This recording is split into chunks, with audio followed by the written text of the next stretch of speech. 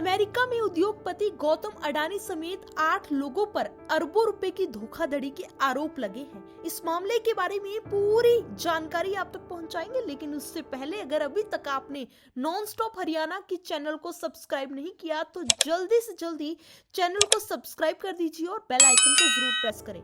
आपको बता दें कि यूनाइटेड स्टेट्स अटॉर्नी ऑफिस का कहना है कि अडानी ने भारत में सोलर एनर्जी से जुड़ा कॉन्ट्रैक्ट हासिल करने के लिए भारतीय अधिकारियों को $265 मिलियन की रिश्वत दी या देने की योजना बना रहे थे। यह पूरा मामला अडानी ग्रुप की company Adani Green Energy limited और एक अन्य फर्म से जुड़ा हुआ है।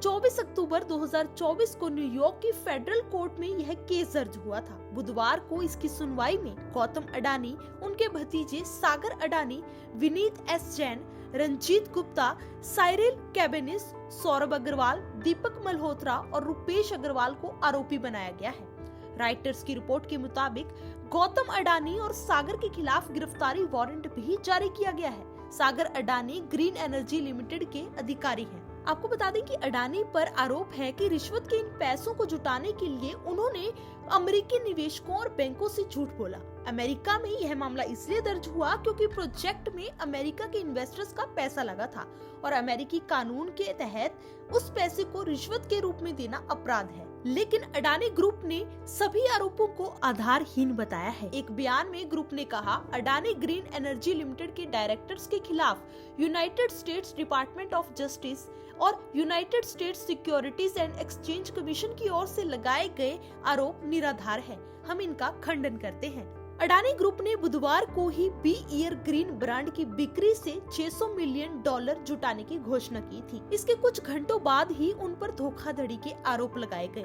अडानी ग्रीन एनर्जी लिमिटेड ने स्टॉक एक्सचेंज फाइलिंग में कहा, United States Department of Justice और United States Securities and Exchange Commission ने हमारे बोर्ड मेंबर्स गौतम अडानी और सागर अडानी के खिलाफ न्यूयॉर्क डिस्ट्रिक्ट कोर्ट में क्रिमिनल केस किया है और एक सिविल कंप्लेन दर्ज की है। अमेरिका के जस्टिस डिपार्टमेंट ने हमारे बोर्ड के सदस्य विनीत जैन को भी इस क्रिमिनल केस में शामिल किया है। इसके मद्देनजर हमारी सहायक कंपनियों ने फिलहाल प्रस्तावित ब्रांड पेशकशों को आगे न बढ़ाने का फैसला किया है।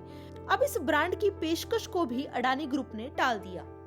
रिश्वतखोरी और धोखाधड़ी के आरोपों के बाद कंपनी के शेयरों में आई गिरावट की वजह से अडानी ग्रुप के चेयरपर्सन गौतम अडानी की नेटवर्थ एक ही दिन में $12.1 बिलियन घटकर $57.7 बिलियन रह गई है। इसी के साथ Adani Forbes real times billionaires list में 22वें नंबर से सीधे 25वें नंबर पर आ गए हैं। हालांकि इसके बाद भी मुकेश अंबानी के बाद गौतम अडानी दूसरे सबसे भारत के अमीर आदमी बने हुए हैं।